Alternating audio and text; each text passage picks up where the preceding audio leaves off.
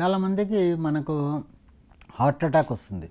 వచ్చినప్పుడు ఏం చేయాలా అనేది పాలుపోదనమాట. మనకు చాలా భయం కలుగుతుంది. సో మనం ఈ మధ్యన చూసాము, కొందరు మన మంత్రి గారు ఒకరు సడన్గా మార్నింగ్ హార్ట్ అటాక్ వచ్చింది. వస్తానే వాళ్ళ ఇంట్లో వాళ్ళకి ఏం తెలియలేదు. వెంటనే అక్కడ నుంచి కారులో ఆసుపత్రికి తీసుకెళ్లారు. తీసుకెళ్ళేటప్పటికే ఆయన చనిపోయినాడు. ఆయనకు సిపిఆర్ చేసేసి ఇంకా ఏదో ట్రై చేశారు, కానీ చనిపోయారు. సో ఇది ఎందుకు జరుగుతుందంటే, హార్ట్ అటాక్ వస్తేనే ప్రథమ చికిత్స ఏం చేయాలి అనేది మన దేశంలో చాలామందికి అవగాహన లేదు. సో ఎవరైతే మన ఇంట్లో హార్ట్ అటాక్ వచ్చే అవకాశం ఉండి 55-60 ఏళ్ళ మనుషులు ఉన్నారో వాళ్ళు కానీ వీళ్ళు కొన్ని విషయాలు తెలుసుకోవాలి. దీనికి ఏం పెద్ద రాకెట్ సైన్స్ ఏం లేదు. ఎవరైనా దీన్ని పాటించాలి. మనకు హార్ట్ అటాక్ వచ్చి మనం అలా లేస్తానే కొంచెం నొప్పి ఉంది, గుండె నొప్పి మాదిరి ఉంది, లేదా కళ్ళు తిరిగి పడిపోయినాడు, లేదా కడుపులో మంట మాదిరి ఉండి ఇట్లా ఎగదన్నినట్లుండి పెయిన్ వచ్చి ఇట్లా ఎడమ చేతి వైపుకి రావడము, లేకపోతే చెస్ట్ పైకి రావడము, లేదా ఇట్లా మెడ వైపుకు నొప్పి రావడం, విపరీతమైన నొప్పి వచ్చి చెమటలు పడుతున్నాయంటే అది హార్ట్ అటాక్ అని అనుకోవచ్చు. లేదా కొందరికి కార్డియాక్ అరెస్ట్ వచ్చి వెంటనే ఇంకా కింద పడిపోతారన్నమాట. సో ఇలాంటప్పుడు మనం ఇంట్లో ఇటువంటి పరిస్థితులు జరిగినాయంటే మనము ఏం చేయాలంటే, ఆస్పిరిన్ అని 375 mg ట్యాబ్లెట్స్ ఉంటాయి. అదొక స్ట్రిప్ ఇంట్లో పెట్టుకోండి. తర్వాత అటారోస్టాటిన్ అని ఉంటుంది, అది ఒక ట్యాబ్లెట్. లేకపోతే ఏం లేకుంటే మనకు ఆస్పిరిన్ అనే ట్యాబ్లెట్ అన్నా కనీసం ఒకటి మన ఇంట్లో ఉండాలి. సో ఒక 4 ట్యాబ్లెట్లు ఆస్పిరిన్ నమిలి మింగి మనము ఆసుపత్రికి చెస్ట్ పెయిన్ అయితే పోవాలి. అలా కాకుండా సడన్గా కింద పడ్డాడనుకోండి, అప్పుడు వేరే ఉంటుంది ట్రీట్మెంట్. సో మనకు ముందు చెస్ట్ పెయిన్ ఉంది, ఇట్లంతా సివియర్ పెయిన్ ఉండి చెమటలు పట్టినాయి అలా అని అంటే ముందు ఒక 4 ఆస్పిరిన్ ట్యాబ్లెట్లు 375 mg, లేదా ఎకోస్పిరిన్ అనేది అందరు చాలామంది వేసుకుంటుంటారు. సో అది 75 mg ట్యాబ్లెట్లు ఒక 4 ట్యాబ్లెట్లు నమిలి తినడము లేదా మింగడము చేసేసి మనము ఆసుపత్రికి వెళ్తే అక్కడ సడన్గా మనకు నెక్స్ట్ ఏదన్నా ఈసీజీ ఎకో చేయడము, యాంజియోగ్రామ్ చేయడము చేసి మనకు స్టెంట్ వేసడము అటువంటివి తీసుకుంటారు. అలా కాకుండా సడన్గా మనకు ఉన్నట్లుండి కళ్ళు తిరిగి ఇలా పడిపోయినాడు అనుకోండి, అప్పుడు మన ఇంట్లో వాళ్ళు వెంటనే ఏం చేయాలంటే కింద పడుకోబట్టి సిపిఆర్ అని చేయాలి. చెస్ట్ మీద మనము మర్దన చేయాలి. ప్రతి 15 సార్లు చెస్ట్ మీద ఇలా పక్కనే నొక్కి గట్టిగా నొక్కుతూ ఉండాలి. ఒక 15 సార్లు నొక్కాలి. 2 సార్లు నోరు తెలిసి గాలి ఊదాలి. ఇలా ఒకరు చేస్తూ ఉంటే రెండో వ్యక్తి అంబులెన్స్కు 108కు ఫోన్ చేయాలి. ఫోన్ చేస్తే వాళ్ళు వెంటనే వస్తారు. వచ్చిన తర్వాత వాళ్ళ దగ్గర డీఫిబ్రిలేటర్ అని షాకింగ్ మిషన్ ఉంటుంది. ఆ డీఫిబ్రిలేటర్ అనే మిషన్ ఒకవేళ హార్ట్ ఆగిపోయింటే షాక్ ఇస్తారు. ఇస్తే మళ్ళీ హార్ట్ స్టార్ట్ అవుతుంది.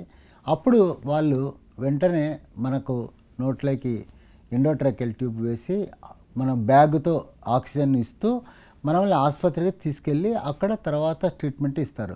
అలా కాకుండా మనము వెంటనే కారులో వేసుకొని పోదాము అని అనుకుంటే ఆ పేషెంట్ రికవరీ కాడు. సో మన ఇండ్లలోనే కాకుండా జిమ్ముల్లో తర్వాత ఎప్పుడు చాలామంది జిమ్కి వెళ్తుంటారు, లేదా ఇక్కడ మనము హైదరాబాద్లో అయితే ఇట్లా పార్కుల్లో వాకింగ్ పోతుంటారు. ఎస్పెషల్లీ చలికాలం వాకింగ్ పోయినప్పుడు ఇటువంటి హార్ట్ అటాక్స్ వచ్చే అవకాశం ఉంటుంది. ఇటువంటి పబ్లిక్ ప్లేసుల్లో కూడా డీఫిబ్రిలేటర్ మిషన్స్ పెట్టాలి. తర్వాత ఇప్పుడు అమెరికా, తర్వాత జర్మనీ ఇటువంటి కంట్రీల్లో బస్ స్టాండ్లలో, రైల్వే స్టేషన్లో, పబ్లిక్ ప్లేసుల్లో ఈ డీఫిబ్రిలేటర్ మిషన్స్ మనకు ఏటీఎం మిషన్ల మాదిరి ఉంటాయన్నమాట.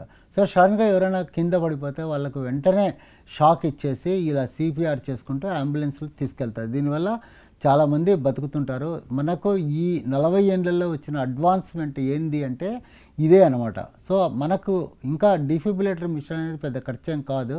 అది దాదాపు ఒక ₹1,00,000 దాకా అవుతుంది. ఇటువంటివి జిమ్ నడిపేవాళ్ళు, పబ్లిక్ ప్లేసుల్లో ఉండేవాళ్ళు, తర్వాత పెద్ద అపార్ట్మెంట్స్, ఇప్పుడు మనకు హైదరాబాద్లో చాలా అపార్ట్మెంట్స్ ఉన్నాయి. ఒక్కొక్క దాంట్లో 200-300 అపార్ట్మెంట్స్ ఉన్నాయి.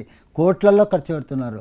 ఇటువంటి చోట ఒక్కొక్క అపార్ట్మెంట్ బ్లాక్లో ఒక్కొక్క డీఫిబ్రిలేటర్ పెట్టడం కూడా చాలా ఇంపార్టెంట్ అనమాట. సో ఇటువంటి పెట్టుకోవడం వల్ల మనకి, ఎందుకంటే మనము 10 డీఫిబ్రిలేటర్లు కడవచ్చు, కానీ ఒక ప్రాణాన్ని కాపాడలేం కదా.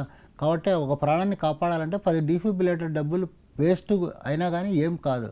సో ఈ కాన్సెప్ట్తో మనము ముందుకు వెళ్తే మనం డెఫినెట్గా హార్ట్ అటాక్ లేదా కార్డియాక్ అరెస్ట్ వచ్చిన పేషెంట్ను మనము రికవరీ చేసుకోవచ్చు. సో మనం చేయకూడదు ఏంటంటే పేషెంట్ను కార్డియాక్ అరెస్ట్ వచ్చి కింద పడిపోతే కారులో ఆసుపత్రికి తీసుకెళ్ళాలని ప్రయత్నం చేయకూడదు. చేయాల్సింది ఏమంటే మనము ఈ గుండెకు మర్దనా చేస్తూ ఆక్సిజన్ ఇస్తూ ఇంకొక వ్యక్తి అంబులెన్స్కి ఫోన్ చేసి అంబులెన్స్ వచ్చేటట్లు చేసుకుంటే అంబులెన్స్లో వచ్చిన వాళ్ళు మనల్ని కాపాడడానికి ప్రయత్నిస్తారు. చేయాల్సింది ఏంది, హార్ట్ అటాక్ వస్తే నొప్పి వచ్చినప్పుడు 4 ఆస్పిరిన్ ట్యాబ్లెట్లు వేసుకోవాలి. వెంటనే దగ్గరున్న ఆసుపత్రికి గుండె జబ్బు చూసి ఆసుపత్రికి వెళ్తే మీకు ఈసీజీ ఎకోకార్డియోగ్రామ్ చేసేసి అవసరమైతే యాంజియోగ్రామ్ వేసి స్టెంట్ వేస్తారు, లేదా బైపాస్ సర్జరీకి తర్వాత రెడీ చేస్తారు. ముందు ఎమర్జెన్సీ ట్రీట్మెంట్ అనేది జరుగుతుంది. ఒక్కొక్కసారి ఏమవుతుందంటే మనకు రాత్రి హెవీగా తిని మటను బిర్యానీ ఇవన్నీ తిని పడుకున్నప్పుడు గ్యాస్ మాదిరి వచ్చి కడుపు వెనకల మంట మాదిరి నొప్పి మాదిరి వస్తుంది, కానీ చెమటల్లో అటువంటివి ఏం పట్టదు. అలా ఉన్నప్పుడు అది ఊళ్ళో గ్యాస్ ట్రబుల్ మాత్రమే ఉంటుంది. అప్పుడు ఒక ప్యాంటాప్ ట్యాబ్లెట్ వేసుకొని బాగా నీళ్లు తాగి పండుకోవాలి. వీలైనంత వరకు రాత్రి పండుకున్నప్పుడు ఎక్కువ మసాలా ఫుడ్స్, గ్యాస్ ట్రబుల్ వచ్చే ఫుడ్స్ తినకోకుండా కొంచెం ప్లెయిన్ డైట్ తినడం మంచిది. అద్భుతమైన ఆరోగ్య వీడియోల కోసం 3TV హెల్త్ ఛానల్ ని లైక్ చేయండి, కామెంట్ చేయండి, సబ్స్క్రైబ్ చేయండి, అలాగే షేర్ చేయండి. Thank you.